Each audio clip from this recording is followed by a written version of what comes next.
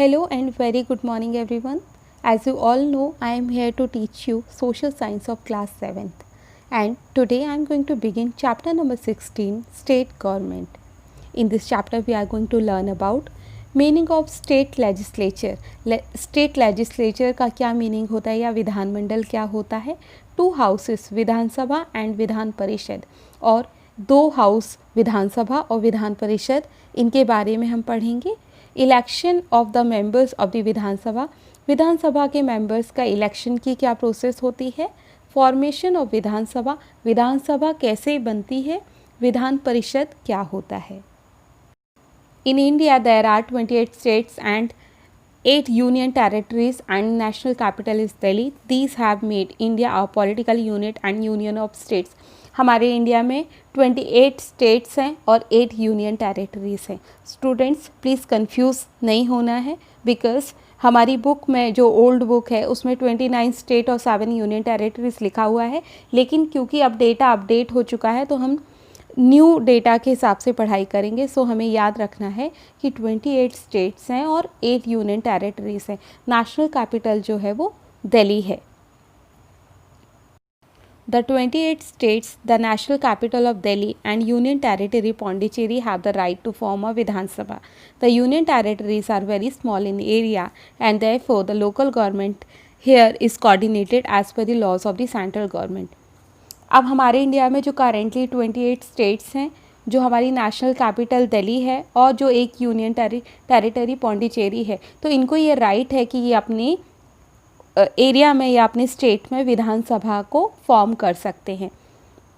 अब ये जो यूनियन टेरिटरीज़ होती है ये एक्चुअली काफ़ी एरिया वाइज काफ़ी छोटी एरिया होते हैं, छोटी जगह होती है, तो इसीलिए इनकी जो लोकल गवर्नमेंट होती है वो डायरेक्टली सेंट्रल गवर्नमेंट के साथ कोऑर्डिनेट करती है और as per the rules and laws of the central government union territories काम करते हैं. The Indian Constitution has given a list of subjects. The country is governed as per the list they are. अब हमारा जब constitution frame हुआ था तो कुछ लिस्ट बना दी गई थी.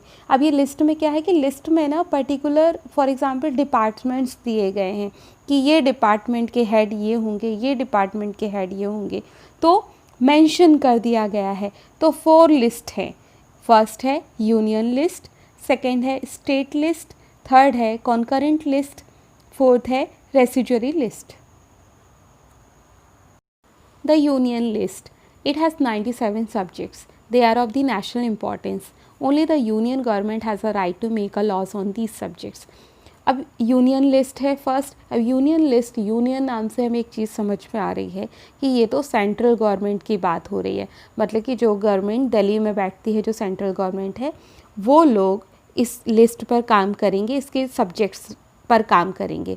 अब इस लिस्ट में 97 सब्जेक्ट्स हैं. 97 सब्जेक्ट मतलब 97 टॉपिक्स हैं और उन टॉपिक्स से रिलेटेड जो भी प्रॉब्लम्स होंगी, जो भी प्रोग्रेस होगी, उसकी जिम्मेदारी यूनियन गवर्नमेंट की होगी. और वो जो 97 सब्जेक्ट्स हैं वो नेशनल इम्पॉर्टेंस के हैं, मतलब कि जो देश के लिए बहुत ज़्यादा इम्पॉर्टेंट हैं. Only the union government has a right to make laws on these subjects. और ये जो 97 सब्जेक्ट्स हैं, इन पर लॉज बनाने का अधिकार, कानून बनाने का अधिकार सिर्फ यूनियन गवर्नमेंट का है. उसके बाद आती है स्टेट लिस्ट. अब हमने यूनियन लिस्ट में तो सेंट्रल गवर्नमेंट के बारे में पढ़ लिया था. अब ये जो स्टेट लिस्ट है वो स्टेट गवर्नमेंट के बारे में होगा. It has 62 subjects. The state government has a right to make laws on these subjects. The central government cannot make laws on them. अभी हमने यूनियन गवर्नमेंट के देखा, उनके पास 97 सब्जेक्ट हैं. अब हम स्टेट गवर्नमेंट को देख रहे हो, इनके पास 62 सब्जेक्ट या 62 टॉपिक्स हैं और सिर्फ स्टेट गवर्नमेंट के पास अधिकार है कि वो इन सब्जेक्ट्स पर लॉज या कानून बना सकते हैं. सेंट्रल गवर्नमेंट इसमें कहीं भी इंटरफेयर नहीं कर सकती है और सेंट्रल गवर्नमेंट इन टॉपिक्स पर कानून नहीं बनाएगी. Next is the concurrent list. It has 52 subjects. Both the central and the state government can make laws on these subjects. If there is any controversy then the laws made by the central government will prevail. Union list हो गई, state list हो गई. अब आती है concurrent list. Concurrent list वो है जिसमें मिक्स सब्जेक्ट्स हैं, है ना। अब ये जो 52 सब्जेक्ट्स हैं इन पर स्टेट गवर्नमेंट और सेंट्रल गवर्नमेंट ये दोनों मिलकर इस पर लॉज बना सकते हैं। और अगर कोई कंट्रोवर्सी होती है, कोई कन्फ्यूज़न होता है, कोई कन्फ्लिक्ट होता है तो सेंट्रल गवर्नमेंट की ज़्यादा मानी जाएगी और उनके लॉज को माना जाएगा। Residuary list. The number of subjects in this list is not limited. The subjects which are not decided at the time of framing the constitution has been included in this list like computers, cyber, mobile, Doordarshan and different TV channels. The right to make laws on this subject rests with the central government. अब union list हो गई, state list हो गई, concurrent list हो गई, ये list उसी time पर प्रिपेयर हो गई थी जब हमारा कॉन्स्टिट्यूशन फ्रेम हुआ था। लेकिन एक और लिस्ट आती है रेसिजुअरी लिस्ट, और ये जो लिस्ट है ये इसमें कौन से सब्जेक्ट्स हैं। इसके पहली बात तो सब्जेक्ट्स लिमिटेड नहीं हैं, कोई पर्टिकुलर नंबर नहीं है कि 52 या 62 या 97, है ना। तो इसमें कोई लिमिटेड नहीं है, कम बढ़ सकते हैं। और इसके जो सब्जेक्ट हैं वो एक्चुअली वो सब्जेक्ट है जो कॉन्स्टिट्यूशन जब हमारा फ्रेम हुआ था उस टाइम पर इन सब्जेक्ट्स को किसी भी लिस्ट में इंक्लूड नहीं किया गया था, जो छूट गए थे। क्योंकि अब हमारी कंट्री काफ़ी डेवलप हो रही है और साइंस टेक्नोलॉजी में इतनी ज़्यादा प्रोग्रेस हो रही है, तो ये बात तो हमारे कॉन्स्टिट्यूशन फ्रेम करने वाले लोगों को भी पता था कि कुछ ऐसे टॉपिक्स रहेंगे जिनको हम ऐड नहीं कर पा रहे, जो अभी हैं ही नहीं, लेकिन इन फ्यूचर कुछ नए टॉपिक्स सामने आएंगे।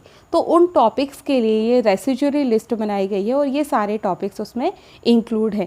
For example computer, cyber, mobile, Doordarshan और डिफरेंट टीवी चैनल्स, ये सब रेसिजुअरी लिस्ट में इंक्लूड किए गए हैं।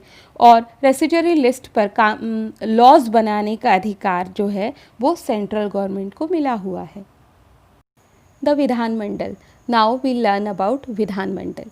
We have learned that there are 60 subjects in the state list and state government are free to make laws on these subjects. तो हमने ये अभी पढ़ा है, सीखा है कि स्टेट लिस्ट में 62 सब्जेक्ट्स हैं और स्टेट गवर्नमेंट के पास ये राइट है कि वो इन सब्जेक्ट्स पर लॉज बना सकते हैं। Now Ramesh says, how are laws made by the state list and how and by whom are the laws made in are Madhya Pradesh. तो रमेश कहता है कि ये हमारे जो स्टेट लिस्ट हैं इसके लॉज, कानून कैसे बनाए जाते हैं और कौन इनको बनाता है। नाउ शालिनी पूछती है, please tell us whether the laws made by the central government are followed in the Madhya Pradesh. अब वो पूछती है कि मुझे प्लीज़ ये बताइए कि सेंट्रल गवर्नमेंट जो लॉज बनाती है वो मध्य प्रदेश में फॉलो होंगे या नहीं होंगे। Now teacher answers, the way in which the school follows the rules of the education department, local bodies follow the laws made by the gram panchayat. In the same way, the laws made by the state legislature is followed within the boundary of the state. तो ये कहते हैं teacher कि जिस तरीके से education department के जो भी नियम हैं, रूल हैं, वो स्कूल फॉलो करता है और जो लोकल बॉडीज़ हैं वो ग्राम पंचायत के सारे रूल्स फॉलो करते हैं। उसी तरीके से जो स्टेट लेजिस्लेचर जो भी कानून को बनाएगा या लॉज को बनाएगा तो उसको पूरे स्टेट के अंदर फॉलो करवाया जाएगा। The laws formulated by the Madhya Pradesh State Legislative Assembly are enforced within the boundaries of a state.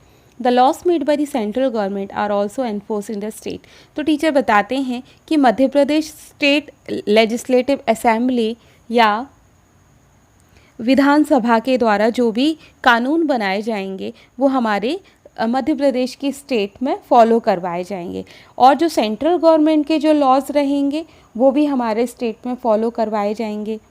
अब जो कुछ स्टेट्स में 2 हाउसेस होते हैं, एक होता है विधानसभा या लेजिस्लेटिव असेंबली और सेकंड है विधान परिषद या लेजिस्लेटिव काउंसिल।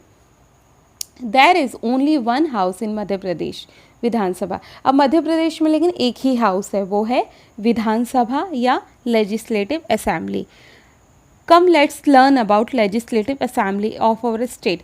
अब हम मध्य प्रदेश के लेजिस्लेटिव असेंबली के बारे में स्टडी करेंगे। So friends, it was all for today's class. I hope you enjoyed video. अगर आपने अभी तक मेरा चैनल सब्सक्राइब नहीं किया है तो जल्दी से सब्सक्राइब कर दीजिए और वीडियो को लाइक भी कर दीजिए। मिलते हैं नेक्स्ट वीडियो में। Thank you, bye and take care.